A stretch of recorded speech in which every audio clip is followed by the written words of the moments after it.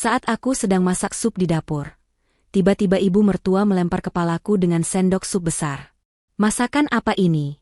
Seperti muntahan kucing. Dasar wanita tak berguna? Teriaknya. Suamiku malah hanya diam dan menaikkan volume TV. Pura-pura tidak mendengar apa-apa. 5 menit kemudian, suara benturan keras mengguncang dapur. Suami dan ibu mertua berlari masuk. Mereka semua terdiam membeku melihat apa yang telah kulakukan. Sebelum ceritanya dimulai, silahkan tulis di kolom komentar dari daerah mana saja teman-teman yang menonton cerita ini. Jangan lupa like dan subscribe agar channel ini bisa semakin berkembang dan bisa mempersembahkan cerita yang lebih menarik lagi. Asap tipis mengepul dari panci perak di atas kompor. Naura mengaduk cairan kental di dalamnya. Aroma kaldu ayam dan rempah-rempah memenuhi dapur yang luas dan modern. Hijab sederhana yang dikenakannya terasa sedikit lembab di tengkuk karena uap panas, tapi Naura sudah terbiasa. Ia sedang memasak sup krim ayam, makanan kesukaan Arkan, suaminya. Seharusnya ini menjadi makan malam yang tenang. Seharusnya. Tapi ketenangan adalah barang langka di rumah ini. Rumah yang seharusnya menjadi surganya, namun terasa lebih seperti neraka yang dingin dan berkilau. Dari ruang tamu, terdengar suara tawa dari acara komedi di televisi.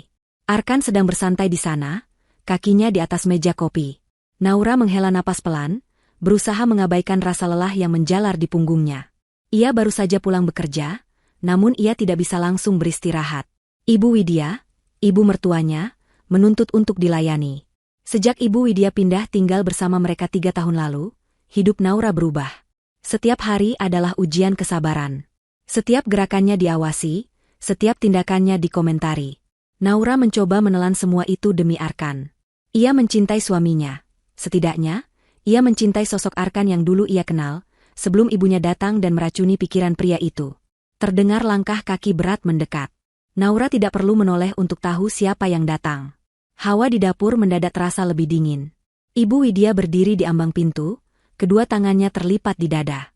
Wajahnya yang dipenuhi kerutan selalu tampak masam, seolah baru saja mencium bau busuk. Matanya menatap tajam ke arah Naura, lalu beralih ke panci sup. "Masak apa kamu?"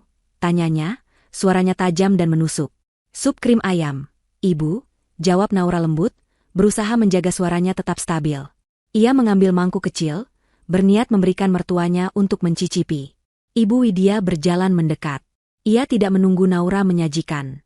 Wanita tua itu meraih sendok sup besar berbahan baja tahan karat yang tergeletak di meja. Ia mencelupkannya ke dalam panci, mengambil sedikit kuah, lalu menyeruputnya dengan suara keras. Wajahnya langsung mengernyit jijik. "Hambar, terlalu kental. Ini sup atau lem?" hardiknya. "Saya bisa tambahkan sedikit air kaldu, Ibu, dan garamnya." Belum selesai Naura berbicara, sebuah benturan keras menghantam sisi kepalanya. Naura terhuyung, rasa sakit yang tajam dan berdenyut langsung menjalar. Panci kecil di tangannya jatuh berdebam ke lantai marmer, pecahannya berhamburan. Sendok sebesar itu, yang baru saja digunakan Ibu Widya, kini tergeletak di lantai dekat kaki Naura. Sup panas yang tersisa di sendok itu mengotori lantai dan sedikit mengenai hijabnya. Naura memegangi kepalanya yang pusing. Dunia terasa berputar. "Masakan apa ini seperti muntahan kucing? Dasar wanita tak berguna," teriak Ibu Widya. Suaranya melengking, memenuhi ruangan. "Menikah dengan anakku cuma bisa jadi beban. Tidak bisa masak, tidak bisa apa-apa. Cuma bisa menghabiskan uang Arkan." Naura menatap mertuanya, rasa perih di pelipisnya bercampur dengan rasa sakit yang jauh lebih dalam di hatinya. Hinaan itu sudah biasa ia dengar. Tapi lemparan sendok sup ini adalah sesuatu yang baru. Sebuah batas telah dilewati. "Ibu, kenapa Ibu melempar saya?" tanya Naura, suaranya bergetar. "Karena kamu pantas mendapatkannya. Kamu pemalas. Tidak becus." Dari ruang tamu, suara tawa dari televisi tiba-tiba terdengar lebih keras. Sangat keras. Arkan telah menaikkan volume suaranya. Pria itu pura-pura tidak mendengar. Ia sengaja mengabaikan teriakan ibunya dan suara debaman tadi. Ia memilih untuk bersembunyi di balik suara bising acara komedi, membiarkan istrinya dihina dan disakiti secara fisik di dapurnya sendiri. Sesuatu di dalam diri Naura putus. Benang kesabaran terakhir yang selama ini ia pegang erat-erat, kini putus begitu saja. Rasa sakit di kepalanya hilang, digantikan oleh kekosongan yang dingin. Ia menatap Ibu Widya, yang masih mengomelinya dengan kata-kata kasar. Ia mendengar suara televisi yang meraung-raung dari ruang tamu. Ia melihat pecahan mangkuk di lantai. Ia melihat sup yang ia masak dengan susah payah kini tumpah sia-sia. Selama 3 tahun, ia diam. Ia menahan diri. Ia mencoba menjadi istri dan menantu yang baik. Ia mengalah, meminta maaf bahkan ketika ia tidak salah, dan menangis diam-diam di kamar mandi. Semua demi menjaga keutuhan rumah tangga yang ternyata hanya ilusi. Suaminya, pria yang berjanji akan melindunginya, baru saja menunjukkan bahwa Naura tidak ada harganya sama sekali. Naura berhenti memegangi kepalanya. Ia berdiri tegak. Matanya yang biasanya lembut kini menatap Ibu Widya dengan tatapan yang belum pernah dilihat wanita tua itu. Tatapan dingin dan kosong. "Apa kamu lihat-lihat? Mau melawan kamu?" bentak Ibu Widya, sedikit terkejut melihat perubahan sikap Naura. Naura tidak menjawab. Ia berbalik, berjalan keluar dari dapur, melewati ruang tamu. Arkan meliriknya sekilas dari balik sofa, matanya bertemu dengan mata Naura. Arkan cepat-cepat membuang muka, kembali fokus pada layar televisi, pura-pura sangat tertarik pada lelucon yang sedang ditampilkan. Naura terus berjalan. Ia tidak pergi ke kamar untuk menangis. Ia berjalan lurus ke gudang kecil di sebelah garasi, tempat Arkan menyimpan perkakasnya. Tangannya meraih sebuah benda berat dengan gagang kayu. Sebuah palu godam. Palu besar yang biasa digunakan untuk proyek renovasi kecil. Naura mencengkeram gagang kayu itu erat-erat. Ia berjalan kembali ke dapur. 5 menit telah berlalu sejak sendok sup itu menghantam kepalanya. Ibu Widya masih di dapur, mengomel sambil membersihkan sisa sup di sendok besar itu, mungkin berniat menggunakannya lagi. "Anakku itu terlalu baik. Harusnya dia memilih wanita." Suara Ibu Widya terputus. Ia melihat Naura masuk kembali ke dapur, membawa palu godam. Mata Ibu Widya membelalak ngeri. "Naura, apa yang kamu lakukan? Kamu sudah gila." Naura tidak mengatakan apa-apa. Ia berjalan lurus ke pulau dapur. Benda itu adalah pusat dapur, terbuat dari satu lempengan marmer impor utuh berwarna putih dengan guratan abu-abu. Benda itu berharga ratusan juta. Itu adalah kebanggaan Ibu Widya. Wanita tua itu sering memamerkannya pada teman-teman arisannya, mengatakan bahwa Arkan yang membelikannya. Naura mengangkat palu godam itu tinggi-tinggi. Dengan sekuat tenaga, ia menghantamkannya ke tengah-tengah meja marmer. Suara benturan yang memekakan telinga mengguncang seluruh rumah. Jauh lebih keras dari suara televisi Arkan. Suara marmer tebal yang retak dan pecah terdengar mengerikan. "Tidak, Aak," jerit Ibu Widya. Naura mengangkat palu itu lagi. Dan lagi. Dan lagi. Ia menghancurkan marmer itu tanpa ampun. Setiap hantaman adalah perwujudan dari setiap hinaan, setiap air mata, dan setiap detik pengabaian yang ia terima. Pecahan marmer beterbangan. Debu putih memenuhi udara. Ia tidak berhenti sampai pulau dapur yang indah itu hancur berkeping-keping, tidak berbentuk lagi. Suara televisi di ruang tamu mati mendadak. Langkah kaki Arkan berlari panik. "Naura, apa yang terjadi?" Arkan berlari masuk ke dapur, diikuti oleh Ibu Widya yang sudah menangis histeris di ambang pintu. Keduanya terdiam membeku. Mereka melihat pemandangan yang tidak pernah mereka bayangkan. Dapur mereka, jantung rumah mereka, hancur. Dan di tengah-tengah kehancuran itu, berdiri Naura. Hijabnya sedikit miring, ada noda sup di pipinya, dan tangannya masih mencengkeram palu godam. Ia bernapas terengah-engah, bukan karena lelah, tapi karena luapan emosi yang akhirnya menemukan jalan keluar. Kamu sudah gila, Naura?" teriak Arkan, matanya melotot tidak percaya pada puing-puing marmer yang harganya setara dengan mobil mewah. "Kamu akan membayar semua ini." Ibu Widya menunjuk-nunjuk Naura. "Gila. Wanita gila. Anakku, lihat istrimu. Dia kesurupan. Dia menghancurkan rumah kita." Naura akhirnya menurunkan palu itu. Ia menatap Arkan, lalu menatap Ibu Widya. Tawa kecil yang kering dan dingin keluar dari bibirnya. Tawa yang membuat bulu kuduk Arkan dan Ibu Widya berdiri. "Membayar?" ulang Naura, suaranya serak namun mantap. "Membayar pakai uang siapa? Arkan? Uangmu? Rumah kita?" Naura beralih menatap Ibu Widya. "Rumah siapa yang ibu maksud?" Arkan dan Ibu Widya saling berpandangan, bingung dengan pertanyaan Naura. Mereka masih terlalu kaget dengan kehancuran di depan mereka. Naura melemparkan palu godam itu ke lantai. Suara denting logam menghantam keramik terdengar nyaring. Ia berjalan melewati mereka berdua, sengaja menyenggol bahu Arkan. Ia tidak peduli lagi. "Kalian bilang aku tidak berguna," kata Naura sambil terus berjalan menuju ruang kerja di lantai atas. Kalian bilang aku hanya beban. Arkan dan Ibu Widya mengikuti di belakangnya, masih berteriak. Naura, jelaskan ini. Kamu harus ganti rugi, seru Arkan. Kita panggil polisi, Arkan. Penjarakan dia, timpal Ibu Widya. Naura tidak peduli. Ia terus berjalan. Ia tahu persis apa yang harus ia lakukan selanjutnya. Babak penderitaannya sudah berakhir. Babak pembalasan dendamnya baru saja dimulai. Naura membuka pintu ruang kerjanya. Ruangan itu rapi, kontras dengan kekacauan yang baru saja ia ciptakan di lantai bawah. Arkan dan Ibu Widya berhenti di ambang pintu, tidak berani masuk. Mereka melihat Naura berjalan tenang ke arah lemari arsip kayu jati yang kokoh. Ia membuka laci yang terkunci, mengeluarkan sebuah map tebal berwarna biru. Ia memegang map itu di dadanya sejenak, mengambil napas dalam-dalam. Inilah senjatanya, sesuatu yang sudah ia siapkan sejak lama, untuk berjaga-jaga jika hari ini tiba. Dan hari ini telah tiba. Apa itu? Apa yang kamu ambil? Tanya Arkan. Nadanya cemas. Ia mulai merasakan ada sesuatu yang sangat salah. Naura berbalik. Wajahnya tenang sekali. Tidak ada lagi air mata, tidak ada lagi ketakutan. Hanya ada kelegaan yang dingin.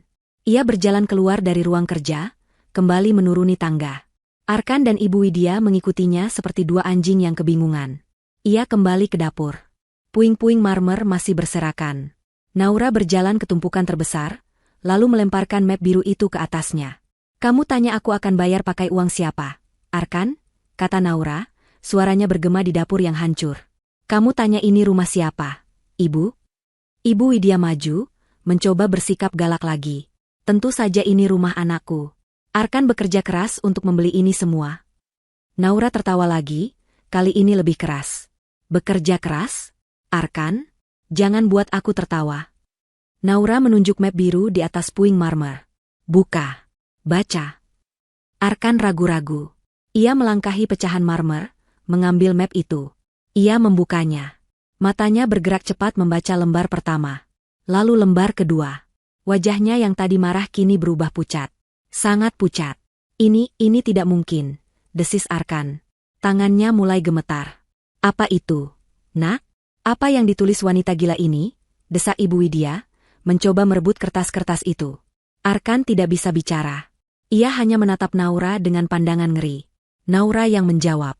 Itu adalah akta jual beli rumah ini. Itu adalah sertifikat tanah. Itu adalah bukti pembayaran lunas. Dan coba lihat, kata Naura sambil mendekat dan menarik satu lembar kertas dari tangan Arkan. Nama siapa yang ada di sini? Naura menunjukkannya di depan wajah Ibu Widya. Naura Almira. Namaku. Bukan nama Arkan. Bukan nama Ibu Widya. Ibu Widya memicingkan matanya, membaca nama itu. Rahangnya jatuh. Bohong. Ini pasti palsu. Kamu menipu anakku. Palsu. Naura tersenyum sinis. Silakan cek ke notaris manapun. Rumah ini, Naura merentangkan tangannya, semua perabotan di dalamnya, 2 mobil di garasi, bahkan sendok sup yang ibu lemparkan ke kepala saya tadi, semuanya saya beli lunas. Dengan uang saya sendiri. Uang warisan dari almarhum ayah saya. Kebenaran itu menghantam Arkan dan Ibu Widya seperti palu godam yang menghancurkan marmer tadi. Saya membelinya 3 bulan sebelum kita menikah, Arkan. Saat kamu masih merengek pada orang tuamu untuk membayar uang muka apartemen kecil. Saya membelinya tunai. Saya bodoh, saya terlalu cinta. Saya setuju saat kamu bilang kita harus bilang ke semua orang kalau ini rumahmu, agar kamu terlihat hebat sebagai kepala keluarga. Arkan mundur selangkah. Naura, sayang, aku bisa jelaskan. Ini semua salah paham. Salah paham? Naura memandangnya tajam. Salah paham kalau selama 3 tahun kalian hidup menumpang padaku? Salah paham kalau kalian memakai mobilku? Salah paham kalau kalian makan dari uangku, sementara gaji kamu hanya cukup untuk membeli kopi dan rokokmu? Jaga mulutmu, Naura, bentak Arkan, mencoba mengembalikan wibawanya, tapi suaranya goyah. Kenapa? Malu? Tantang Naura. Kamu malu karena kenyataannya kamu adalah seorang benalu? Dan ibu? Naura menoleh ke Ibu Widya yang kini terdiam. Ibu adalah induk benalu itu. Menghina saya di rumah saya sendiri. Makan makanan yang saya beli dengan uang saya. Lalu melempar saya dengan sendok yang juga saya beli.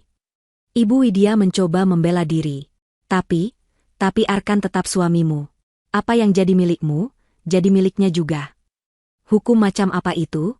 Hukum rimba buatan ibu? Naura menggeleng. Saya tidak sebodoh itu. Ayah saya memastikan saya terlindungi. Kami punya perjanjian pranikah. Semua aset yang saya miliki sebelum menikah, tetap menjadi milik saya. Dan rumah ini adalah salah satunya. Keheningan total melanda dapur. Hanya terdengar suara napas mereka yang terengah. Arkan menatap istrinya seolah baru pertama kali melihatnya. Wanita lembut berhijab yang selalu menunduk dan berkata, "Iya, kini telah hilang." Tepat pada saat itu, bel rumah berbunyi. Arkan dan Ibu Widya tersentak kaget. "Siapa itu?" tanya Arkan panik. "Kamu panggil polisi?" "Bukan," kata Naura tenang. "Saya memanggil pengacara saya. Dan beberapa petugas keamanan." Naura berjalan santai ke pintu depan dan membukanya. Seorang pria parubaya berkacamata, mengenakan setelan jas rapi, masuk. Di belakangnya, berdiri dua pria berbadan tegap mengenakan seragam satpam berwarna biru tua. "Selamat malam, Ibu Naura," sapa pria berkacamata itu, suaranya tenang dan profesional. Matanya melirik sekilas ke arah dapur yang hancur, tanpa menunjukkan keterkejutan. "Sesuai instruksi Anda." "Pengacara?" Arkan menatap pria itu dengan ngeri. "Satpam? Apa maksud semua ini, Naura?" Pria berkacamata itu, Pak Darmin, berjalan ke tengah ruang tamu. Ia membuka tas kerjanya dan mengeluarkan selembar surat. "Selamat malam, Tuan Arkan, Ibu Widya," kata Pak Darmin. "Saya Darmin, pengacara Ibu Naura. Saya di sini untuk menyerahkan surat ini secara resmi." Pak Darmin menyerahkan surat itu kepada Arkan. Arkan membacanya. Matanya membelalak. "Surat perintah pengosongan?" bisik Arkan tidak percaya. "Benar," sahut Naura dari belakangnya. "Kalian bukan lagi penghuni rumah ini. Kalian adalah tamu yang tidak diundang." "Kamu tidak bisa melakukan ini," jerit Ibu Widya. "Ini rumah anakku. Kami tidak akan pergi." Ibu Widya mencoba menerjang Naura, tapi dua petugas keamanan itu langsung bergerak. Mereka berdiri menghalangi Ibu Widya, postur mereka tegap dan mengintimidasi. "Ibu, mohon tenang," kata salah satu petugas. "Kalian punya waktu 1 jam," kata Naura, suaranya sedingin es. "Kemasi barang-barang pribadi kalian.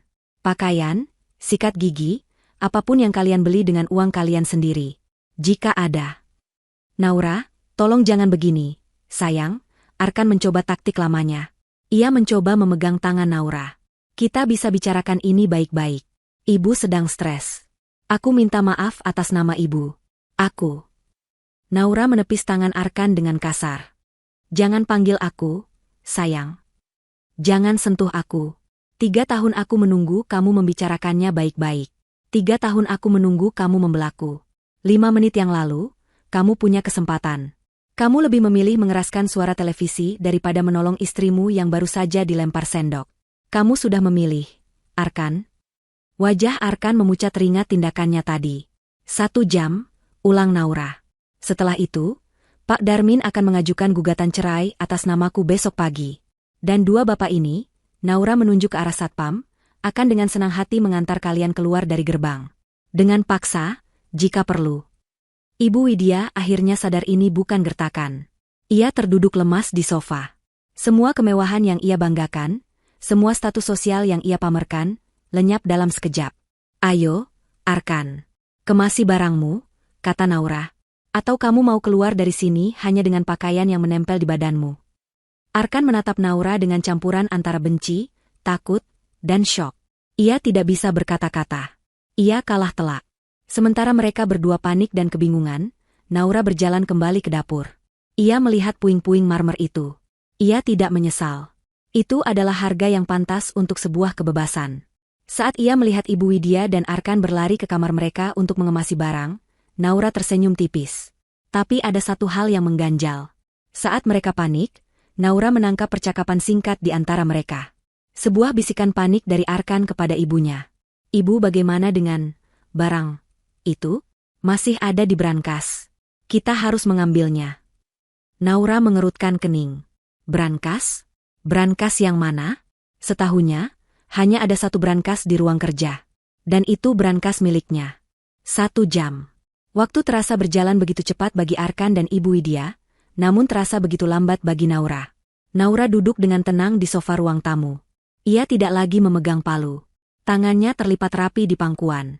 Di sebelahnya, Pak Darmin duduk tegak, tas kerjanya di sisinya. Dua petugas keamanan berdiri mengapit pintu utama. Postur mereka tegap dan tidak terintimidasi oleh suasana tegang di rumah itu. Dari lantai atas, terdengar suara gaduh. Suara laci dibanting, pintu lemari digeser paksa, dan langkah kaki yang berlari terburu-buru. Arkan dan ibunya sedang mengemasi barang-barang mereka. Di dalam kamar utama, kamar yang dulu dibagi Naura dengan Arkan, kekacauan terjadi. Ibu Widya membongkar lemari pakaian Naura, menarik keluar kotak-kotak perhiasan. "Ini semua anakku yang beli. Kamu bilang ini hadiah untukku," teriak Ibu Widya, lebih kepada dirinya sendiri, sambil memasukkan kalung dan gelang ke dalam tas tangannya. "Ibu, jangan ambil barang Naura. Dia bisa menuntut kita pencurian," seru Arkan panik. Ia sedang sibuk memasukkan kemeja-kemeja bermereknya ke dalam koper besar. Ia tidak peduli lagi soal kerapian. Ia hanya ingin mengambil sebanyak mungkin. Pencurian apa? Ini hak anakku. Dia sudah menafkahi wanita tidak berguna itu. Ibu Widya beralih ke meja rias, menyapu parfum-parfum mahal ke dalam tasnya. Arkan menjambak rambutnya frustrasi. Pikirannya buntu. Bagaimana ini bisa terjadi? Wanita lemah lembut yang selama ini ia injak-injak, wanita yang selalu menangis jika dibentak, kini berubah menjadi singa betina yang siap menerkam. Ia tidak menyangka Naura punya senjata semematikan ini. Perjanjian pranikah? Rumah atas namanya? Selama ini ia mengira Naura adalah gadis kaya yang bodoh dan polos, mudah dikendalikan oleh cinta. Ternyata ia salah besar. Naura, atau mungkin almarhum ayahnya, jauh lebih pintar dari yang ia duga.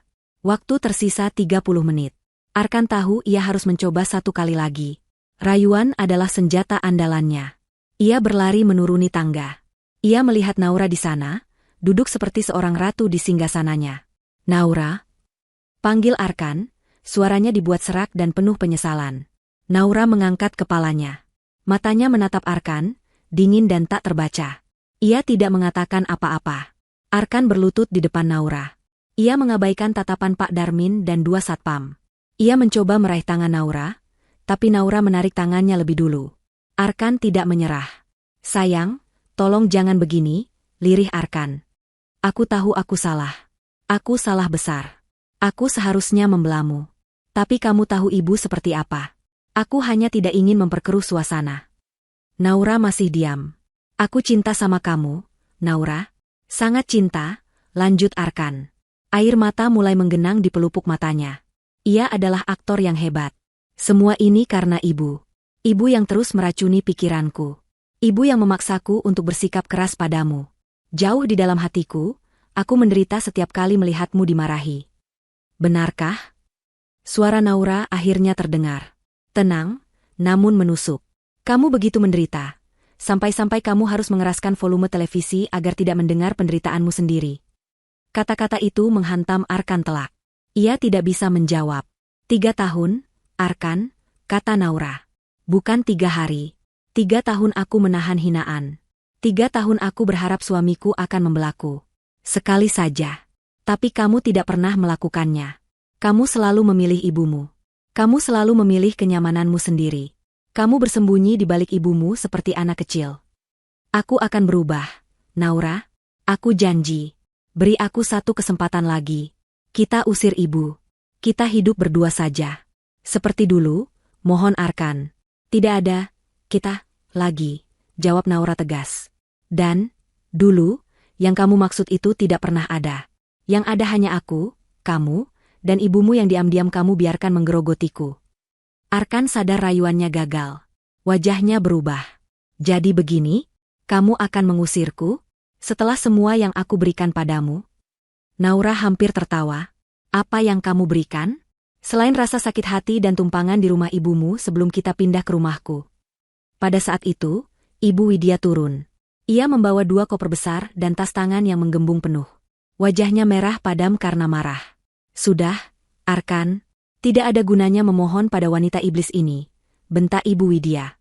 Ia menatap Naura dengan kebencian murni. "Kamu pikir kamu menang? Kamu pikir kamu hebat bisa mengusir kami?" Naura hanya mengangkat alisnya. "Jangan sombong kamu, Naura," desis Ibu Widya. "Kami mungkin pergi dari sini, tapi kami tahu rahasiamu. Kamu pikir kami tidak tahu soal investasi almarhum ayahmu? Kamu pikir semua uangmu itu bersih? Hah? Ini adalah ancaman. Ibu Widya mencoba mencari celah. Naura merasakan jantungnya berdebar sejenak. Investasi ayahnya? Tapi ia cepat menguasai diri. Ayahnya adalah pengusaha jujur. Ini pasti gertakan. Silakan, jawab Naura enteng. Laporkan ke polisi jika ibu punya bukti. Apapun rahasia saya, tidak ada bandingannya dengan fakta bahwa kalian adalah benalu yang hidup menumpang. Dan sekarang, waktu kalian hampir habis. Ibu Widya kehabisan kata-kata. Gertakannya tidak mempan. Naura, kamu akan menyesal, teriak Arkan, kini berdiri. Wajah penuh penyesalannya hilang, digantikan oleh kemarahan. Kamu akan menyesal telah melakukan ini padaku dan ibuku. Waktu habis, kata Pak Darmin, melihat jam tangannya. Ia memberi isyarat kepada dua petugas keamanan. Kedua petugas itu maju. Tuan, Ibu, mari kami antar ke depan. Jangan sentuh aku. Aku bisa jalan sendiri, bentak Ibu Widya sambil menyeret kopernya. Arkan mengambil kopernya dengan kasar. Saat ia berjalan melewati Naura, ia berhenti sejenak. Ini belum selesai, Naura, bisiknya penuh ancaman. Naura menatap lurus ke depan, tidak goyah. Saat Arkan dan Ibu Widya berada di lorong menuju pintu, dalam kepanikan terakhir, Arkan menarik lengan ibunya. Ia berbisik sangat pelan, mengira tidak ada yang mendengar. Ibu, bagaimana dengan barang itu? Masih ada di brankas. Kita tidak bisa tinggalkan itu. Ibu Widya mendesis panik. Sialan, wanita itu mengawasi kita.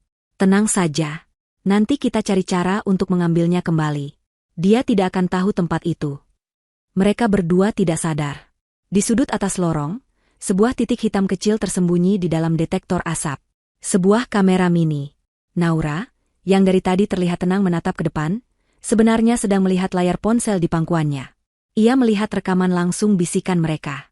Ia mendengar setiap kata dengan jelas melalui mikrofon sensitif kamera itu. Kamera itu ia pasang minggu lalu. Bukan untuk ini. Ia memasangnya karena ia curiga Arkan sering mengambil uang tunai dari dompetnya saat ia tidur. Ia berniat mengumpulkan bukti untuk masalah sepele itu. Ia tidak pernah menyangka kamera itu akan menangkap sesuatu yang jauh lebih besar. Brankas? Barang? Gumam Naura dalam hati. Pikirannya langsung bekerja. Kedua petugas keamanan membuka pintu. Arkan dan Ibu Widya berjalan keluar dari rumah itu, menyeret koper mereka di atas jalan masuk yang terbuat dari batu alam. Beberapa tetangga yang mendengar keributan tadi, mengintip dari balik tirai jendela mereka. Pemandangan seorang pria dan ibunya diusir dari rumah mewah dengan koper di tangan adalah tontonan yang langka. Pintu ditutup. Dikunci. Keheningan total menyelimuti rumah itu. Naura menghela napas panjang. Beban yang selama 3 tahun ia pikul di pundaknya, akhirnya terangkat. Tapi ia tahu, ini belum selesai. Bisikan Arkan tadi adalah bukti bahwa ada rahasia lain yang tersembunyi di rumah ini. Rahasia yang mereka pikir aman. Keheningan di dalam rumah terasa berat dan asing. Bau sup yang mulai mengering di lantai dapur bercampur dengan debu marmer. Rumah itu terasa kosong, namun penuh luka.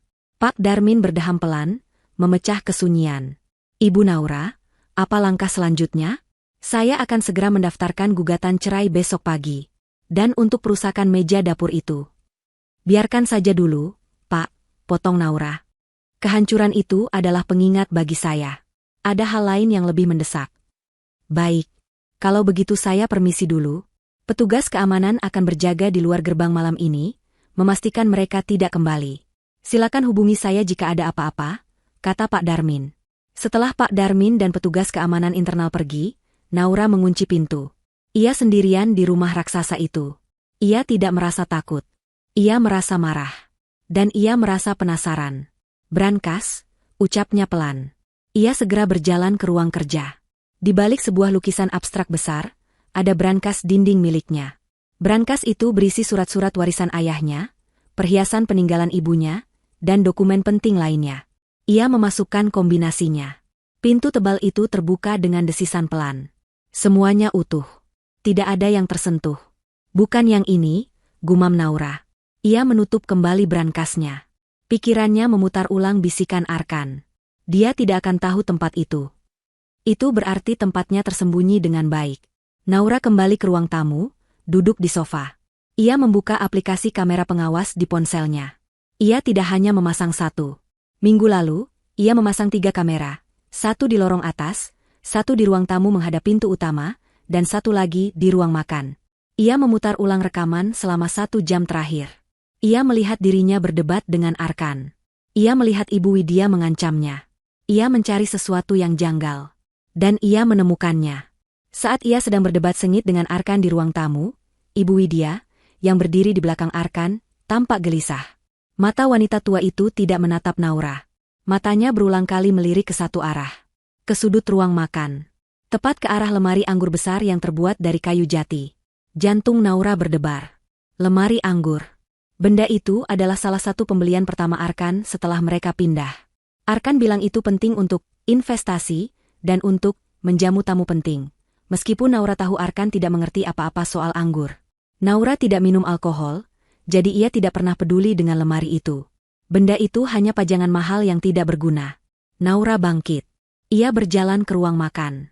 Lemari anggur itu tinggi menjulang, dengan pintu kaca berpola rumit. Terkunci. Tentu saja. Naura ingat Arkan menyimpan kuncinya di laci meja bar. Ia mengambil kunci kecil itu dan membukanya. Deretan botol anggur berdebu menyambutnya. Beberapa botol mahal, sisanya botol murah yang labelnya dibuat seolah mahal. Naura menyentuh botol-botol itu. Semuanya dingin. Lemari itu berfungsi. Ia memeriksa setiap sudut. Tidak ada yang aneh. Hanya rak-rak kayu berisi botol. Ia hampir menyerah, mengira intuisinya salah. Tapi kemudian ia teringat sesuatu. Saat membersihkan rumah, ia ingat bagian belakang lemari ini menempel rata dengan dinding. Tapi sekarang, ia melihat ke bagian rak paling bawah. Ada celah kecil yang tidak wajar. Ia mengeluarkan semua botol di rak paling bawah. Ia meraba-raba panel kayu di bagian belakang. Terasa kokoh. Tapi saat ia mengetuknya, suaranya berbeda. Suara ketukan di panel lain terdengar padat. Tapi di panel ini, suaranya sedikit berongga. Panel ini palsu. Naura mencoba menariknya. Tidak bergerak. Pasti ada mekanisme kunci tersembunyi. Ia tidak mau merusaknya. Ia butuh profesional. Ia menelepon Pak Darmin kembali. Pak, saya butuh bantuan. Saya butuh ahli brankas. Seseorang yang bisa dipercaya dan bisa bekerja diam-diam. Sekarang juga. 1 jam kemudian, bel rumah berbunyi. Seorang pria kurus paruh baya, membawa tas perkakas kecil, berdiri di depan pintu.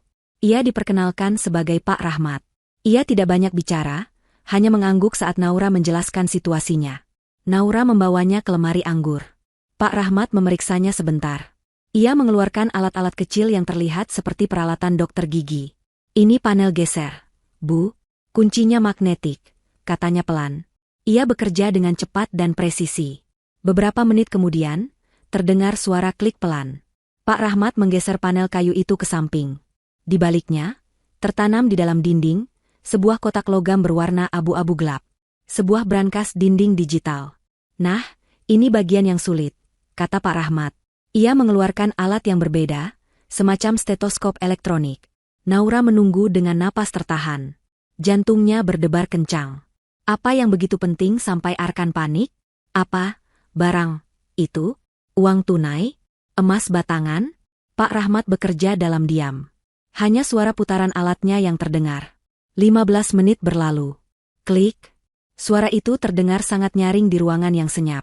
Pak Rahmat menoleh pada Naura. Sudah terbuka, Bu. Ia menarik pintu brankas yang tebal itu. Naura melangkah maju, mengintip ke dalam. Napasnya tercekat. Isinya bukan uang tunai atau emas. Isinya adalah dokumen. Tumpukan map. Tangan Naura gemetar saat ia menarik keluar isi brankas itu satu persatu dan meletakkannya di meja makan. Pertama, beberapa buku tabungan. Naura membukanya. Semua atas nama orang yang tidak ia kenal. Tapi transaksinya besar. Puluhan, bahkan ratusan juta rupiah, masuk dan keluar dalam waktu singkat. Kedua, 4 buah paspor. 2 di antaranya adalah paspor Arkan dan Ibu Widya. Tapi 2 lagi.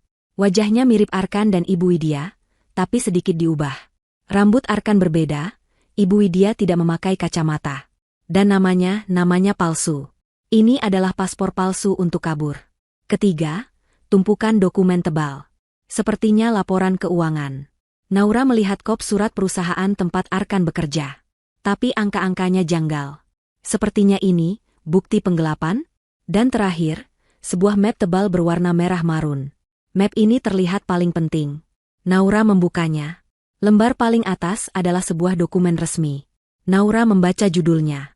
Polis Asuransi Jiwa. Jantung Naura serasa berhenti berdetak. Ia membaca detail di bawahnya. Nama tertanggung, Naura Almira. Nama ahli waris, Arkan Pradana. Perusahaan asuransi, Garda Sejahtera Life. Nilai uang pertanggungan, 20 miliar rupiah. Naura terduduk di kursi makan. Kakinya lemas. Ia membaca tanggal polis itu diterbitkan. 6 bulan yang lalu. Tepat saat Ibu Widya mulai mengeluh, sakit-sakitan, dan butuh perawatan mahal. Tepat saat Arkan tiba-tiba menjadi sangat manis dan perhatian. Memintanya menandatangani berkas investasi baru yang ia bilang untuk masa depan mereka. Naura sadar. Berkas itu. Ia menandatanganinya tanpa membaca detail. Ia terlalu percaya. Rasa dingin menjalar dari tulang punggungnya. Ini bukan lagi soal hinaan. Ini bukan lagi soal benalu atau perselingkuhan. Ini adalah rencana pembunuhan. Mereka tidak hanya ingin hartanya. Mereka berencana membunuhnya, mengambil uang asuransi, lalu kabur ke luar negeri dengan identitas palsu. Lemparan sendok sup tadi, hinaan, muntahan kucing. Itu semua bukan hanya kekejaman biasa. Itu adalah bagian dari rencana. Rencana untuk membuatnya depresi, stres, tidak stabil. Mungkin, mereka berencana membuatnya terlihat seperti bunuh diri. Naura menatap puing-puing marmer di dapurnya. Palu godam di tangannya tadi. Ia baru sadar. Malam ini, ia tidak hanya menghancurkan sebuah meja. Ia baru saja menyelamatkan nyawanya sendiri. Naura menatap lembaran polis asuransi itu. Angka 20 miliar rupiah tercetak tebal di sana. Cukup untuk membuat siapapun gelap mata. Cukup untuk menjadi motif sebuah pembunuhan. Udara di ruang makan yang mewah itu terasa sesak dan dingin. Rumah yang ia cintai, yang ia bangun dengan impian akan sebuah keluarga bahagia, kini terasa seperti makam yang dirancang khusus untuknya. Setiap sudut, setiap perabot, setiap bayangan, kini terlihat menyeramkan. Ia baru saja lolos dari kematian. Lemparan sendok sup yang dilakukan Ibu Widya tadi, yang ia anggap sebagai puncak kekerasan dalam rumah tangga, ternyata memiliki makna yang jauh lebih mengerikan. Mungkin itu adalah sebuah kegagalan rencana. Tangannya masih gemetar, tapi bukan lagi karena takut. Itu adalah getaran amarah yang murni dan dingin. Ia meraih ponselnya. Ia tidak menelepon polisi. Belum. Ia tahu ini bukan kasus sederhana. Arkan dan Ibu Widya bukan penjahat bodoh. Mereka licik. Mereka telah merencanakan ini berbulan-bulan, mungkin bertahun-tahun. Mereka punya paspor palsu. Mereka punya rekening di luar negeri. Jika ia salah langkah sedikit saja, mereka bisa kabur dan ia tidak akan pernah mendapatkan keadilan. Ia menelepon satu-satunya orang yang bisa ia percaya saat ini. Pak Darmin, kata Naura, suaranya stabil, nyaris tanpa emosi. Saya butuh Anda kembali ke rumah saya. Sekarang juga. Dan tolong, jangan datang sendirian. Bawa seseorang yang ahli dalam kasus penipuan dan sesuatu yang lebih besar. Pak Darmin merasakan urgensi dalam suara kliennya. Kurang dari 40 menit kemudian, ia tiba kembali. Kali ini, ia tidak membawa satpam. Ia membawa seorang pria berpenampilan tenang dengan mata yang tajam, yang ia perkenalkan sebagai Pak Anton. Pak Anton adalah mantan detektif kepolisian yang kini bekerja sebagai penyelidik swasta, spesialis kejahatan kerah putih dan kasus-kasus rumit. Naura membawa mereka ke ruang makan. Tanpa banyak bicara, ia menunjuk ke meja, tempat semua isi brankas rahasia itu tersebar. Paspor palsu. Buku tabungan asing, laporan keuangan palsu, dan di tengah, polis asuransi jiwa. Pak Darmin terkesiap. Ia seorang pengacara perceraian, tapi ia cukup tahu untuk mengenali perangkat kejahatan besar saat melihatnya. Pak Anton, sebaliknya, hanya mengangguk pelan. Ia memakai sarung tangan lateks dari sakunya, lalu mulai memeriksa setiap dokumen dengan teliti. Polis ini aktif, kata Pak Anton pelan, matanya menelusuri detail. Dibeli 6 bulan lalu. Premi dibayar lunas untuk 1 tahun di muka. Pembayarannya ditransfer dari salah satu rekening asing ini. Rekening itu, saya tidak tahu apa-apa soal itu, kata Naura. Tentu saja tidak, Bu, sahut Pak Anton. Ini adalah rekening cangkang. Tempat mencuci uang. Saya lihat di laporan keuangan ini, ia menunjuk dokumen perusahaan Arkan, ada ketidaksesuaian yang sangat besar antara pengeluaran yang dilaporkan dan pendapatan aktual. Suami Anda telah menggelapkan uang dari perusahaannya sendiri. Tapi perusahaan itu milik keluarga, kata Naura bingung. Bukan, sela Pak Darmin, yang juga ikut memeriksa. Ini, ya Tuhan, Naura. Perusahaan ini adalah supplier untuk perusahaan utama keluarga Anda. Perusahaan peninggalan ayah Anda.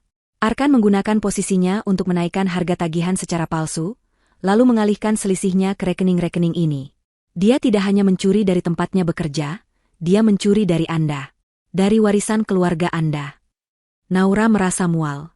Jadi, selama ini, saat Arkan mengeluh tentang pekerjaan, saat ia bilang ia bekerja keras, ia sebenarnya sibuk merampok istrinya sendiri. Dan Ibu Widya, yang selalu menuntut uang untuk perawatan, atau arisan, pastilah kaki tangannya. Lalu paspor palsu itu. Bisik Naura. Rencana pelarian, jawab Pak Anton. Setelah mereka mendapatkan apa yang mereka mau. Ia berhenti, lalu menatap lurus ke mata Naura. Dan apa yang mereka mau, Bu Naura, ada di polis asuransi ini. Dunia Naura serasa runtuh, lalu terbangun kembali dalam bentuk yang mengerikan. Mereka berencana membunuh saya. Semua indikasinya mengarah ke sana, kata Pak Anton tegas. Skema penggelapan uang sudah di tahap akhir. Mereka sudah mengumpulkan cukup banyak. Langkah terakhir adalah menguangkan polis asuransi ini. 20 miliar adalah pembayaran terbesar mereka. Naura terduduk. Ia teringat sesuatu. Berkas investasi. 6 bulan lalu. Arkan menyuruh saya menandatangani setumpuk berkas. Dia bilang itu untuk investasi masa tua kami. Saya sedang sibuk dengan klien, saya percaya padanya. Saya menandatanganinya begitu saja. Pasti polis itu terselip di antaranya. Taktik klasik, kata Pak Anton. Dan sup itu. Naura melanjutkan, pikirannya kini berlari kencang. Malam ini, Ibu Widya membenci masakan saya, tapi dia tidak pernah sampai melempar saya dengan sendok baja. Dia mencicipinya, lalu berteriak seperti orang gila. Dia bilang rasanya seperti muntahan kucing. Pak Anton mengerutkan kening. Apakah Ibu Naura sempat mencicipi sup itu? Tidak. Saya sedang menyiapkan mangkuk, lalu dia melempar saya. Apakah Ibu Widya yang memasukkan bumbu terakhir? Naura berpikir keras. Tidak, tapi tunggu. Tadi sore, Arkan pulang lebih awal. Dia bilang dia mau membuat minuman kesehatan, resep ibunya di dapur. Dia cukup lama di dapur sendirian. Saya sedang di ruang kerja.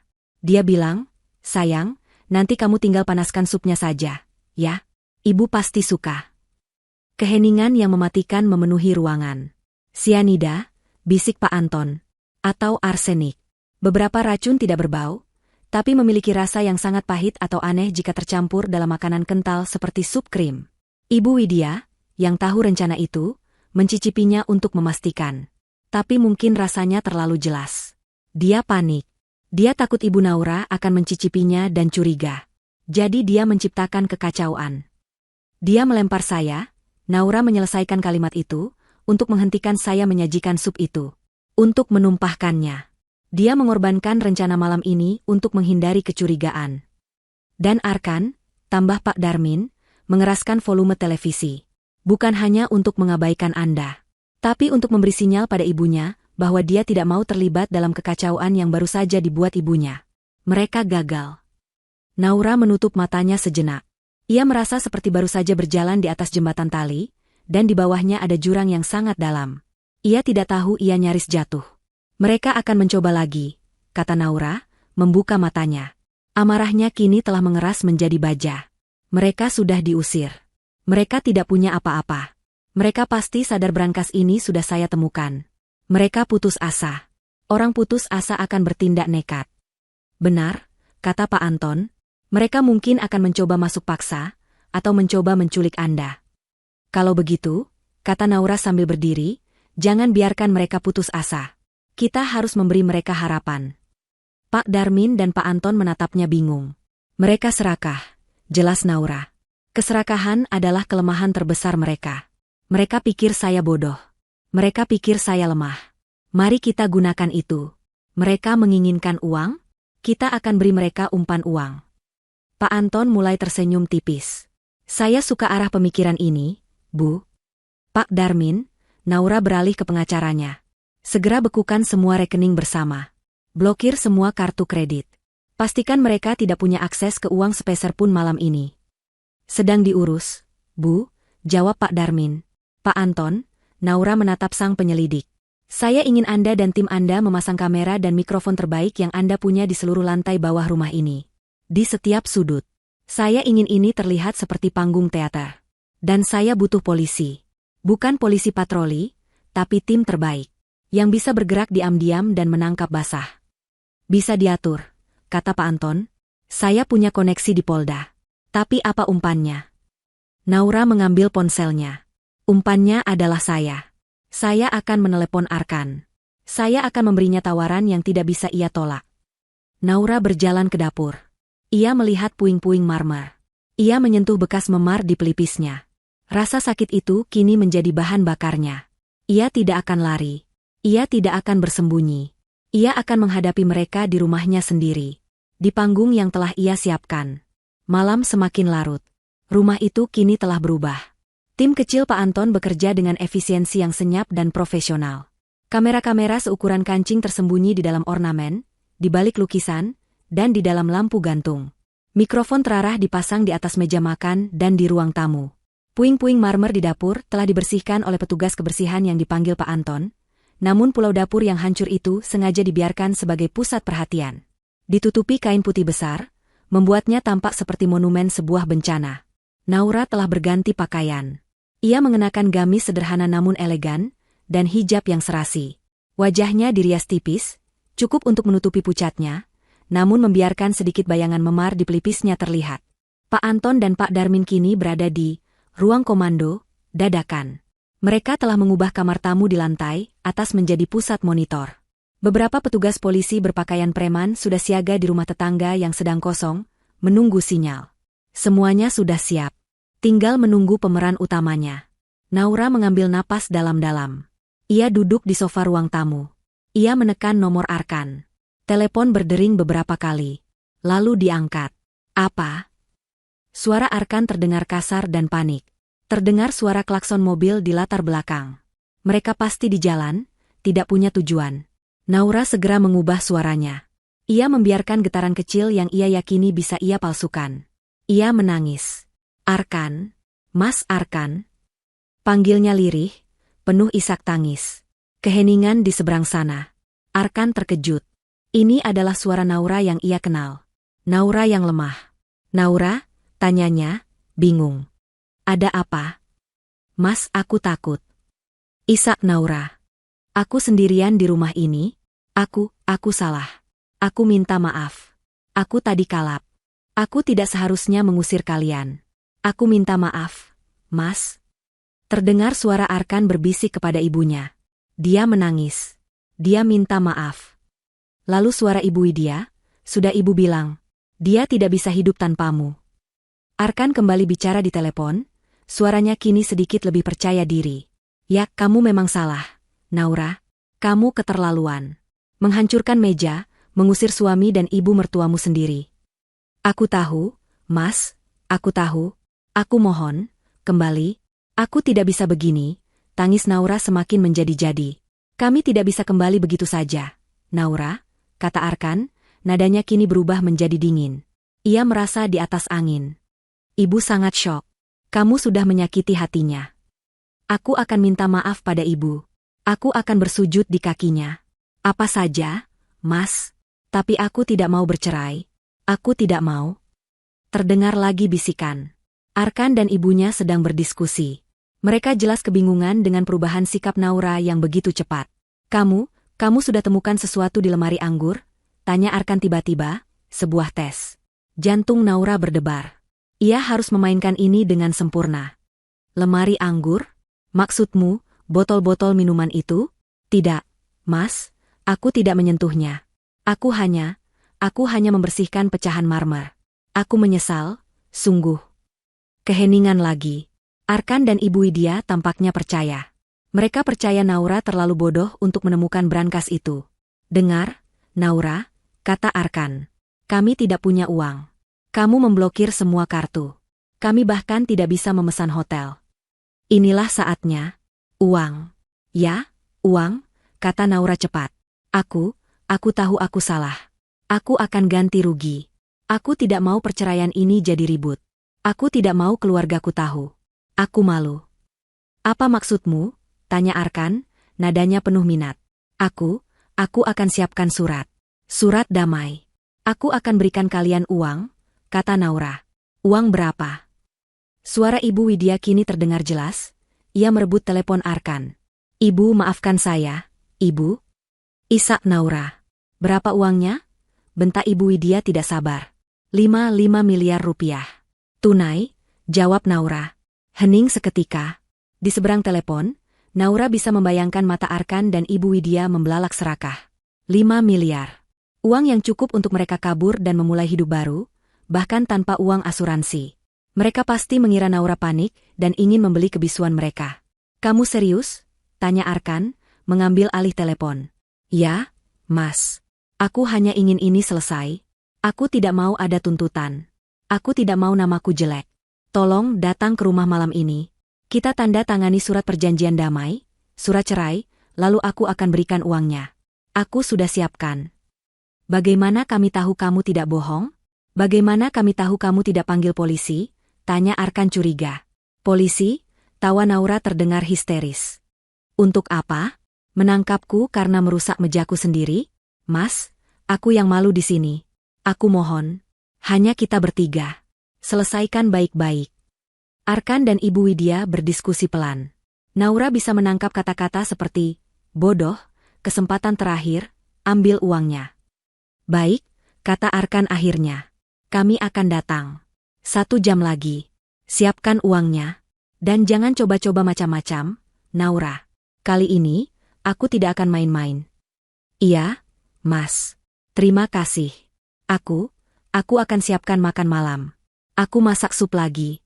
Sup kesukaanmu? Telepon ditutup. Naura menurunkan ponselnya. Wajahnya yang tadi berlinang air mata kini kering dan keras. Ia menatap Pak Anton dan Pak Darmin melalui kamera kecil yang terhubung ke ERPC-nya.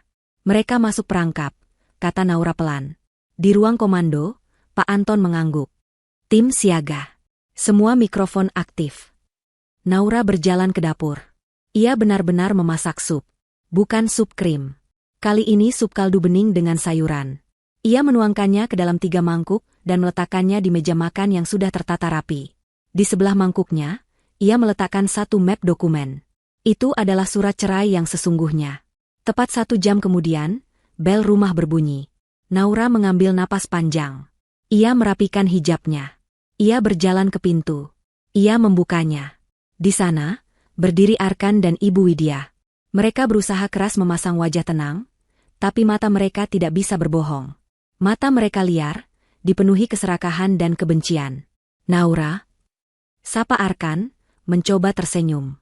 Silakan masuk, kata Naura, suaranya ia buat sedikit gemetar. Aku sedang memanaskan sup. Makan malam terakhir kita. Arkan dan Ibu Widya melangkah masuk. Mereka melirik ke arah dapur, ke pulau marmer yang tertutup kain. Mereka tersenyum sinis, mengira itu adalah simbol penyesalan Naura. Mereka tidak tahu, mereka baru saja melangkah masuk ke dalam penjara yang mereka gali sendiri. Pintu di belakang mereka tertutup dengan pelan. Arkan dan Ibu Widya duduk di meja makan. Suasana terasa sangat kaku. 3 mangkuk sup kaldu bening yang masih mengepul diletakkan di atas meja. Aromanya harum. Namun, tidak ada yang berani menyentuhnya. Mata Arkan dan Ibu Widya terus melirik ke arah mangkuk itu, lalu beralih ke Naura, lalu kembali ke sup. Senyum palsu yang tadi dipasang Arkan saat masuk, kini luntur. Ibu Widya terlihat gelisah, jemarinya mengetuk-ngetuk permukaan meja kayu yang mengkilap. Mereka datang untuk uang 5 miliar, tapi pemandangan sup ini membangkitkan ingatan yang tidak menyenangkan. Ingatan akan rencana mereka sendiri. Kenapa tidak dimakan supnya? Tanya Naura pelan. Ia duduk di seberang mereka, posturnya tegak. Hijabnya yang rapi membingkai wajahnya yang tenang. Kami tidak lapar, jawab Arkan cepat. Kami kesini untuk bicara bisnis, Naura. Soal kesepakatan damai itu. Benar, timpal Ibu Widya tidak sabar. Matanya menatap liar ke sekeliling ruangan, seolah mencari di mana koper berisi uang itu disembunyikan. Mana uangnya? Dan mana surat yang harus kami tanda tangani? Cepat selesaikan, kami mau pergi. Naura tersenyum tipis. Senyum itu tidak mencapai matanya. Tentu saja, Ibu. Kita selesaikan ini secepatnya. Saya juga sudah muak. Naura mengambil map yang ada di samping mangkuknya. Ia tidak langsung memberikannya. Ia malah mengambil sendoknya sendiri, mencelupkannya ke mangkuk sup di depannya, lalu memakannya dengan tenang. Enak, katanya. Tidak seperti buatan saya sebelumnya. Kan? Yang ibu bilang seperti muntahan kucing itu. Ibu Widya tersentak. Wajahnya memerah. Atau, mungkin ibu takut sup ini ada rasanya? Lanjut Naura, matanya menatap tajam ke arah ibu Widya. Rasa yang pahit. Mungkin? Seperti racun? Keheningan total melanda meja makan. Arkan membeku. Genggaman ibu Widya di tepi meja mengerat hingga buku-buku jarinya memutih. Apa maksud omonganmu? Desis Arkan. Kenapa? Kalian terlihat tegang sekali, kata Naura, nadanya masih ringan, tapi penuh sindiran. Oh, maaf. Pasti karena aku menghancurkan pulau dapur kesayangan ibu. Ia menunjuk ke arah dapur, di mana kain putih menutupi puing-puing marmer. Itu, sebuah kesalahan. Seharusnya aku tidak menghancurkan barang milikku sendiri. Cukup main-mainnya, Naura, bentak Arkan, ia mulai panik. Sesuatu terasa sangat salah. Naura yang ada di depannya ini bukan Naura yang menangis di telepon. Berikan suratnya. Baik, kata Naura. Ia menggeser map itu ke tengah meja. Arkan buru-buru meraihnya. Ia membukanya. Ia mengharapkan surat perjanjian damai, surat pernyataan tidak akan menuntut, dan surat cerai sederhana. Tapi yang ia baca membuatnya bingung. Ini memang surat cerai. Tapi lampirannya? Apa ini? Tanya Arkan. Suaranya bergetar. Gugatan pembagian harta Gonogini? Naura, kita punya perjanjian pranikah. Kamu tidak bisa. Oh, tentu saja saya tidak akan menuntut harta Gonogini, Arkan. Karena memang tidak ada harta Gonogini. Yang ada hanya hartaku, jawab Naura. Baca terus. Halaman paling belakang. Arkan membalik lembaran terakhir. Itu bukan surat perjanjian. Itu adalah daftar. Daftar aset yang digelapkan. Daftar nomor rekening bank di luar negeri. Wajah Arkan pucat pasi. Dari mana kamu dapat ini? Ibu Widya, melihat reaksi anaknya, langsung panik. Apa itu? Nak, apa yang dia tulis? Naura tidak membiarkan Arkan menjawab. Ia meraih ponselnya yang tergeletak di meja. Kalian tahu, dinding rumah ini ternyata bisa bicara. Detektor asap juga punya mata. Ia menekan tombol play. Suara dari ponsel itu memenuhi ruangan. Suara bisikan panik Arkan, yang terekam beberapa jam lalu. Ibu, bagaimana dengan barang itu? Masih ada di brankas. Kita tidak bisa tinggalkan itu. Lalu suara Ibu Widya. Sialan, wanita itu mengawasi kita. Tenang saja. Nanti kita cari cara untuk mengambilnya kembali. Dia tidak akan tahu tempat itu. Arkan menjatuhkan map di tangannya. Kertas-kertas berhamburan di lantai. Kamu merekam kami? Tentu saja, kata Naura. Setelah aku sadar suamiku suka mencuri uang tunai dari dompetku selagi aku tidur. Dasar wanita licik, jerit Ibu Widya. Jadi ini semua jebakan? Teleponmu tadi? Tangisanmu? Anggap saja begitu, jawab Naura. Ia berdiri. Brankas di balik lemari anggur. Ide yang bagus. Tapi tidak cukup bagus. Naura berjalan ke lemari kabinet di belakangnya. Ia membukanya. Ia menarik keluar tumpukan dokumen yang tadi ia temukan. Ia melemparkannya satu persatu ke atas meja makan. Ini, katanya, melempar buku tabungan asing. Kalian cukup sibuk, ya? Mencuci uang? Ini, ia melempar laporan keuangan palsu. Menggelapkan uang dari perusahaan warisan ayahku sendiri? Kamu merampokku, Arkan. Selama bertahun-tahun. Ini, ia melempar paspor palsu. Rencana kabur yang manis. Wajah baru, nama baru. Kalian sudah merencanakannya sejak lama. Arkan tidak bisa bergerak. Ia seperti patung. Ibu Widya gemetar hebat. Lalu, Naura mengambil satu lembar dokumen terakhir. Map berwarna merah marun. Ia membukanya perlahan. Dan ini adalah favoritku. Ia meletakkan polis asuransi jiwa itu di depan Arkan. Tepat di atas mangkuk supnya yang masih utuh. 20 miliar rupiah, kata Naura, suaranya kini dingin menusuk. Rupanya, nyawaku ada harganya. Dan harganya sangat mahal. Saat itulah Ibu Widya meledak. Ia tidak bisa menahannya lagi. Ketakutan, keserakahan, dan kemarahannya bercampur aduk. Harusnya aku membunuhmu dari dulu. Pekiknya histeris, wajahnya memerah padam. Harusnya aku tidak panik. Harusnya sup krim tadi selesai. Kamu dan warisan sialanmu itu. Ibu. Diam, teriak Arkan panik, mencoba membungkam ibunya. Kenapa aku harus diam? Raung Ibu Widya, kini menatap anaknya dengan benci. Ini semua karenamu. Kamu yang terlalu lambat, terlalu pengecut. Kalau saja kamu ikuti rencanaku dari awal, wanita ini sudah mati 6 bulan lalu. Kita sudah kaya raya. Arkan, yang kini ikut tersudut, membalas dengan kemarahan yang sama. Aku hanya menunggu waktu yang tepat. Menunggu dia terlihat benar-benar depresi. Supaya terlihat seperti bunuh diri. Rencanamu yang gegabah, Bu. Seperti malam ini, kamu merusak semuanya dengan melempar sendok itu. Keheningan total. Hanya suara napas mereka yang terengah-engah.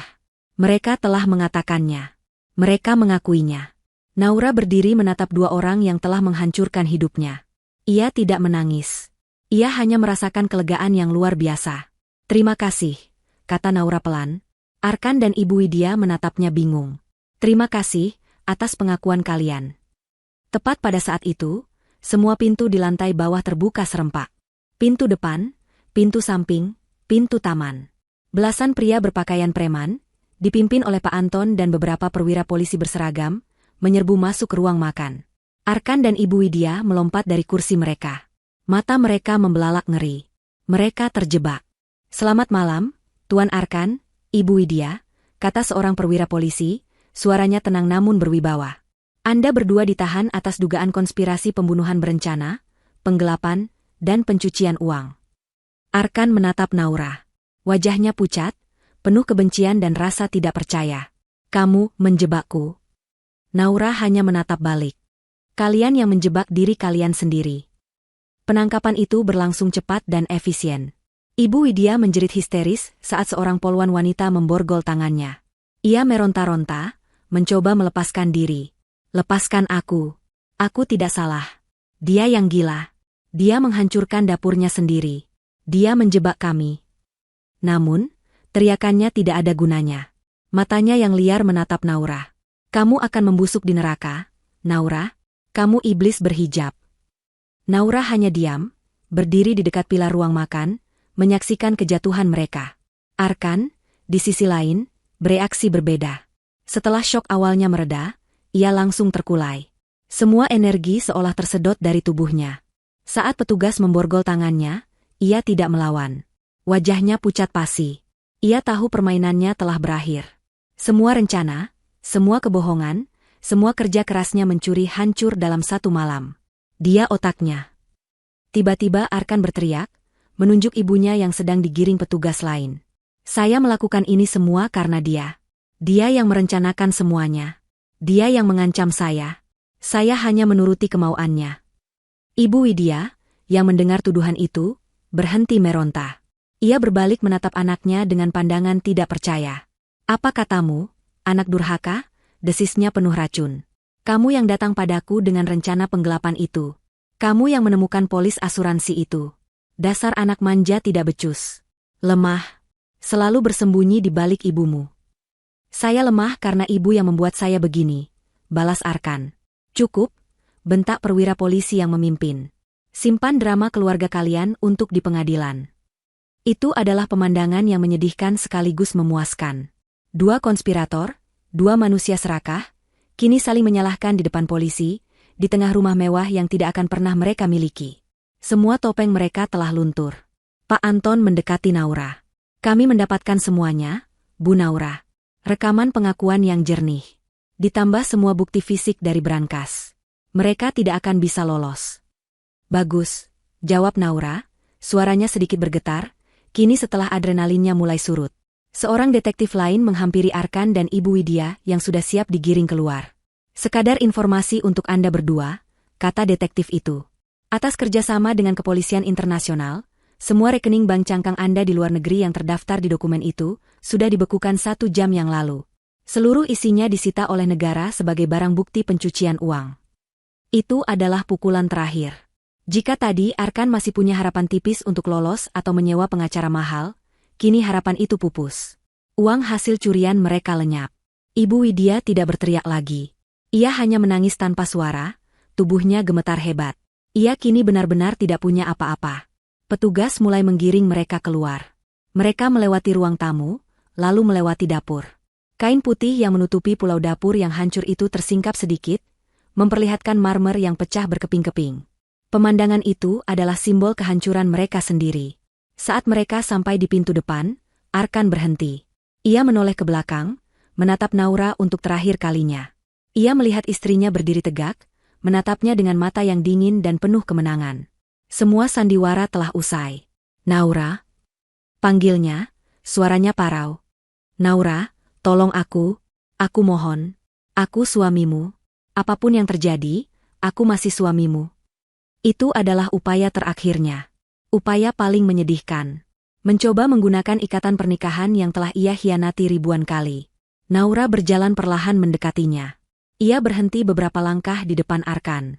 Polisi yang memegang Arkan berhenti, memberi mereka ruang sejenak. Naura menatap mata pria yang dulu sangat ia cintai. Pria yang rela ia berikan segalanya. Pria yang sama yang merencanakan kematiannya untuk uang. Kamu bukan suamiku, kata Naura.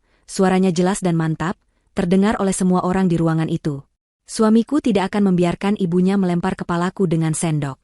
Suamiku tidak akan mengeraskan volume televisi saat aku disakiti. Ia maju satu langkah lagi, menatap Arkan tepat di matanya. Kamu hanya benalu, bisiknya. Seekor benalu yang gagal membunuh inangnya. Wajah Arkan hancur. Kata-kata itu lebih sakit daripada borgol di tangannya. Naura berbalik, tidak menoleh lagi. Bawa mereka pergi, katanya kepada petugas. Arkan dan Ibu Widya digiring keluar dari pintu. Pintu itu tertutup. Di luar, suara sirine polisi yang tadi hening, kini dinyalakan. Suaranya meraung-raung, mengumumkan pada seluruh lingkungan yang sunyi itu bahwa keadilan sedang ditegakkan. Naura berdiri sendirian di ruang tamunya. Ia berjalan ke arah jendela, menyibak tirai. Ia melihat mobil polisi itu menjauh, membawa dua orang yang paling ia benci. Ia menghela napas panjang. Napas kebebasan pertamanya setelah 3 tahun. Ia menangis. Tapi kali ini, itu bukan air mata kesakitan. Itu adalah air mata kelegaan. Setelah pintu tertutup dan raungan sirine menjauh, keheningan yang tersisa di rumah itu terasa memekakkan telinga. Naura berdiri terpaku untuk waktu yang lama. Rumah yang selama 3 tahun menjadi saksi bisu penderitaannya, malam ini telah menjadi panggung keadilannya. Pak Anton dan timnya mulai membereskan peralatan mereka dengan efisien. Kamera-kamera tersembunyi dicabut, mikrofon dilepas. Pak Darmin, pengacaranya, menghampiri Naura dengan segelas air. Tangan Naura masih sedikit gemetar saat menerimanya. Sudah berakhir, Bu Naura, kata Pak Darmin pelan. Setidaknya, bagian terberatnya. Naura mengangguk, meneguk air itu. Apa yang terjadi sekarang? Sekarang, biarkan hukum yang bekerja. Bukti yang kita miliki sangat kuat. Pengakuan lisan mereka yang terekam jelas, ditambah semua dokumen dari brankas, sudah lebih dari cukup. Mereka tidak akan bisa lolos. Jelas Pak Darmin. Anda harus bersiap untuk persidangan. Ini akan jadi berita besar. Pak Darmin benar. Keesokan harinya, berita itu meledak. Skandal penggelapan dan percobaan pembunuhan. Pengusaha muda dan ibunya ditangkap. Media meliputnya dengan antusias. Kasus seorang istri yang dijebak oleh suami dan ibu mertuanya sendiri, demi polis asuransi 20 miliar rupiah, menjadi santapan publik. Naura, yang selalu hidup di bawah radar, kini menjadi pusat perhatian. Tapi ia tidak bersembunyi. Ia telah memutuskan untuk menghadapi ini sampai tuntas. Beberapa minggu pertama adalah yang terberat. Naura harus menjual rumah itu. Ia tidak tahan lagi tinggal di sana. Setiap sudut mengingatkannya pada pengkhianatan. Pulau dapur yang hancur itu telah dirobohkan sepenuhnya, tapi lukanya di hati Naura masih ada. Ia menjual rumah itu dengan cepat, bahkan dengan harga sedikit di bawah pasar. Ia tidak peduli. Ia hanya ingin pergi. Untuk sementara, ia pindah ke sebuah apartemen servis yang aman, hanya ditemani oleh asisten rumah tangga yang ia percaya. Ia juga mulai memberes-bereskan kekacauan di perusahaan ayahnya. Dengan bantuan Pak Darmin dan tim auditor baru, ia memutus semua kontrak dengan perusahaan palsu yang didirikan Arkan, membersihkan nama baik perusahaan keluarganya, dan mengambil alih kendali penuh. 3 bulan kemudian, Persidangan dimulai. Ruang sidang penuh sesak. Naura, mengenakan hijab sederhana berwarna krem dan pakaian yang sopan, berjalan memasuki ruang sidang dengan kepala tegak. Di seberang ruangan, di kursi pesakitan, duduk Arkan dan Ibu Widya. Mereka terlihat sangat berbeda. Ibu Widya, yang dulu selalu tampil glamor dengan perhiasan mencolok, kini hanya mengenakan seragam tahanan berwarna oranye. Wajahnya kusam, keriputnya terlihat lebih dalam, dan matanya penuh kebencian. Arkan terlihat kurus, tidak terurus, dan matanya kosong. Ia tidak berani menatap Naura. Saudari Naura Almira, panggil jaksa penuntut. Bisakah Anda ceritakan kronologi kejadian pada malam penangkapan? Dengan suara yang tenang dan jelas, Naura menceritakan semuanya. Ia memulai dari sore itu. Saya sedang memasak sup di dapur. Ia menceritakan bagaimana Ibu Widya menghinanya. Puncaknya adalah ketika sendok sup besar itu menghantam kepalanya. Lalu suami saya, terdakwa Arkan, hanya mengeraskan volume televisi. Pura-pura tidak mendengar apa-apa. Seluruh ruang sidang terdiam. Jaksa melanjutkan. Apa yang Anda lakukan setelah itu? Saya sadar bahwa pernikahan saya sudah selesai. Bahwa saya tidak bisa lagi diam. Jawab Naura. Saya mengambil palu, dan saya menghancurkan meja dapur marmer milik saya sendiri. Pengacara Arkan dan Ibu Widya langsung melompat. Keberatan, Yang Mulia. Ini menunjukkan ketidakstabilan emosi saksi. Ditolak, kata hakim. Saksi hanya menjawab pertanyaan. Lanjutkan. Naura lalu menceritakan bagaimana ia mengusir mereka, bagaimana ia menemukan brankas rahasia di balik lemari anggur, dan bagaimana ia menemukan polis asuransi jiwa senilai 20 miliar rupiah. Polis itu dihadirkan sebagai barang bukti A, paspor palsu sebagai barang bukti B, laporan penggelapan sebagai barang bukti C. Tapi bukti paling telak diputar kemudian. Pertama, rekaman audio dari ponsel Naura. Bisikan panik Arkan di lorong. Ibu, bagaimana dengan barang itu? Masih ada di brankas. Suara mereka terdengar jelas. Lalu, rekaman dari makan malam jebakan. Ruang sidang yang hening mendengarkan pengakuan Ibu Widya yang melengking. Harusnya aku membunuhmu dari dulu. Harusnya sup krim tadi selesai. Kamu dan warisan sialanmu itu. Disusul oleh jawaban Arkan. Aku hanya menunggu waktu yang tepat. Menunggu dia terlihat benar-benar depresi. Supaya terlihat seperti bunuh diri. Ibu Widya berteriak di kursi pesakitan. Bohong. Itu editan. Dia menjebak kami. Dia iblis. Tenang, bentak hakim sambil mengetuk palu. Pengacara pembela berusaha mati-matian. Mereka mencoba melukiskan Naura sebagai istri pendendam yang sakit hati, karena suaminya lebih menyayangi ibunya. Klien kami hanya berkata-kata dalam kemarahan. Yang Mulia, wajar jika seorang ibu membela anaknya. Dan soal polis asuransi, itu adalah hal yang wajar dimiliki suami istri. Jaksa penuntut berdiri. Wajar. Anda bilang? Wajar jika polis itu dibeli secara diam-diam? Wajar jika dibarengi dengan paspor palsu dan rekening pencucian uang? Wajar jika dibarengi dengan rencana untuk membuat korban terlihat depresi, agar bisa diklaim sebagai bunuh diri. Arkan dan Ibu Widya kembali melakukan kesalahan fatal yang sama. Di bawah tekanan, mereka saling menyalahkan lagi. Dia otaknya, Yang Mulia. Saya dipaksa, teriak Arkan, menunjuk ibunya. Saya cinta istri saya, ibu saya yang meracuni saya. Pengecut, balas Ibu Widya. Kamu yang menikmati uangnya. Kamu yang mau cepat kaya. Dasar anak tidak tahu diuntung. Hakim mengetukkan palu berkali-kali. Cukup. Cukup. Persidangan itu tidak berlangsung lama. Bukti-buktinya terlalu telak. Hari pembacaan vonis. Naura hadir. Ia harus melihat ini sampai akhir. Hakim membacakan putusannya. Terdakwa, Ibu Widya, terbukti secara sah dan meyakinkan bersalah melakukan tindak pidana percobaan pembunuhan berencana, konspirasi kriminal, dan pencucian uang. Mengingat usia terdakwa, namun juga tidak adanya rasa penyesalan sedikitpun dan kekejaman perbuatannya, pengadilan menjatuhkan hukuman penjara seumur hidup. Ibu Widya terkulai lemas. Suaranya hilang. Ia hanya menatap kosong ke depan. Seumur hidup. Ia akan mati di dalam penjara. Hakim beralih ke Arkan. Terdakwa, Arkan Pradana, terbukti secara sah dan meyakinkan bersalah melakukan tindak pidana yang sama, ditambah dengan pidana penggelapan dalam jabatan. Terdakwa telah mengkhianati kepercayaan istri dan perusahaan yang memberinya pekerjaan. Pengadilan menjatuhkan hukuman penjara 20 tahun. Arkan pingsan di kursinya. Petugas harus mengangkatnya. Naura menutup matanya sejenak. Keadilan telah ditegakkan. Ia berjalan keluar dari ruang sidang, melewati kerumunan wartawan tanpa mengucapkan sepatah kata pun. Ia masuk ke mobilnya dan menyuruh sopirnya jalan. Beban itu akhirnya benar-benar terangkat. Di dalam penjara, kehidupan baru yang keras dimulai untuk ibu dan anak itu. Mereka ditempatkan di blok terpisah. Ibu Widya, yang terbiasa dilayani dan memerintah, kini menjadi pesakitan paling rendah. Ia harus membersihkan toilet, mematuhi perintah, dan makan makanan penjara yang dingin. Sifat sombongnya membuatnya cepat dibenci narapidana lain. Ia sering terlibat perkelahian karena mencoba memerintah narapidana lain, dan ia selalu kalah. Arkan, si anak manja, hancur total. Tanpa ibunya yang melindunginya atau istri yang bisa ia manipulasi, ia hanyalah pria lemah. Ia menjadi sasaran empuk di dalam penjara.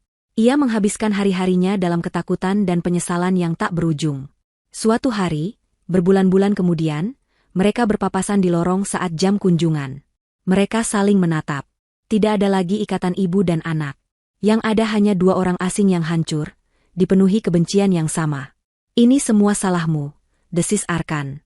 Ibu Widya hanya meludah ke lantai di dekat kaki Arkan sebelum didorong petugas. Itulah terakhir kalinya mereka bicara. 1 tahun kemudian. Pemandangan kota Jakarta terbentang seperti permadani berkilau di balik jendela kaca setinggi langit-langit. Naura berdiri membelakangi jendela itu, menatap ke arah 5 orang eksekutif yang duduk di meja rapat besar di ruang kantornya. Ini bukan kantor ayahnya. Ini adalah kantornya sendiri. Proposal dari perusahaan C terlalu berisiko, kata Naura. Suaranya tenang dan penuh otoritas. Hijab berwarna biru tua yang ia kenakan serasi dengan setelan kerjanya. Analisis pasar mereka lemah. Kita akan fokus pada perusahaan B. Akuisisi mereka akan membuka jalur distribusi baru untuk lini produk kita. Siapkan dokumennya, kita finalkan minggu depan. Baik, Bu Naura, jawab para eksekutif itu serempak. Mereka menatapnya dengan rasa hormat yang tulus. Dalam 1 tahun, Naura telah membuktikan dirinya. Ia tidak hanya mengamankan warisan ayahnya. Ia telah melipat gandakannya. Ia menjual sebagian saham perusahaan keluarga yang bergerak di bidang komoditas, dan menggunakan modal segar itu untuk mendirikan perusahaan investasinya sendiri. Ia berinvestasi di teknologi, properti, dan perusahaan rintisan yang inovatif. Ia memiliki insting bisnis yang tajam, warisan dari ayahnya, yang diasah oleh pengalamannya sendiri. Ia belajar dengan cepat bahwa kepercayaan harus diperoleh, bukan diberikan dengan cuma-cuma. Rapat selesai. Para eksekutif keluar, menyisakan Naura sendirian di ruangannya yang luas. Ia berjalan ke jendelanya, menatap ke bawah. Ia bukan lagi Naura yang takut pada bayangannya sendiri, yang menangis diam-diam di kamar mandi. Ia adalah seorang pemimpin. Seorang penyintas. Seorang wanita yang membangun kembali kerajaannya dari puing-puing pengkhianatan. Ponselnya di meja bergetar. Sebuah pesan dari Pak Darmin. Bukan lagi soal kasus. Pak Darmin kini menjadi salah satu penasihat hukum terpercaya di perusahaannya. Pesan itu hanya pengingat jadwal makan malam bisnis. Naura tersenyum. Ia merapikan mejanya dan bersiap pulang. Ia tidak lagi tinggal di apartemen servis. Ia membeli sebuah penthouse mewah di pusat kota. Apartemen itu adalah cerminan dirinya. Modern, kuat, dan penuh cahaya. Malam itu, Naura sedang bersantai di dapurnya yang minimalis namun canggih. Ia sedang tidak ingin makan di luar. Ia ingin memasak. Untuk dirinya sendiri. Ia mengeluarkan bahan-bahan segar dari kulkas. Ia memutuskan untuk membuat sup. Sup kaldu bening dengan potongan daging dan sayuran segar. Saat ia sedang mengaduk panci, televisi di ruang tamunya yang menyala pelan menyiarkan berita malam. Kerusuhan di lembaga pemasyarakatan wanita pagi tadi berhasil diredam, kata pembawa berita. 1 narapidana dilaporkan tewas. Korban diidentifikasi sebagai Widya, narapidana kasus percobaan pembunuhan, tewas di ruang makan setelah terlibat perkelahian dengan narapidana lain. Naura berhenti mengaduk. Ia mendengarkan dengan saksama. Pembawa berita melanjutkan, menurut saksi mata, perkelahian fatal tersebut dipicu oleh masalah sepele, perebutan jatah makan. Korban diduga mencoba merebut semangkuk sup dingin jatah narapidana lain. Sup. Naura terdiam sejenak. Ia mematikan kompor. Ia menatap uap yang mengepul dari pancinya. Ibu Widya tewas karena semangkuk sup. Karma adalah sesuatu yang ironis. Ia tidak merasakan kegembiraan. Ia tidak merasakan kesedihan. Ia hanya merasakan penutupan. Sebuah akhir yang tuntas. Ia menuangkan supnya yang harum ke dalam mangkuk keramik yang indah. Ia membawanya ke meja makannya yang menghadap langsung ke gemerlap lampu kota. Ia duduk, sendirian, namun tidak kesepian. Ia merasa utuh. Naura mengangkat sendoknya. Ia teringat sendok sup baja yang menghantam kepalanya. Sendok yang memulai semuanya. Sendok yang menghancurkan hidup lamanya, namun membukakan jalan untuk hidupnya yang baru. Hidup ini seperti sup, gumamnya pada dirinya sendiri. Kamu harus membuang semua bahan-bahan busuk dan beracun, tidak peduli sudah berapa lama bahan itu ada di pancimu, untuk bisa menikmati rasa kaldu yang sesungguhnya. Ia mencicipi supnya. Gurih, hangat, dan bersih. Sempurna, katanya sambil tersenyum. Dan ia melanjutkan makan malamnya dengan tenang.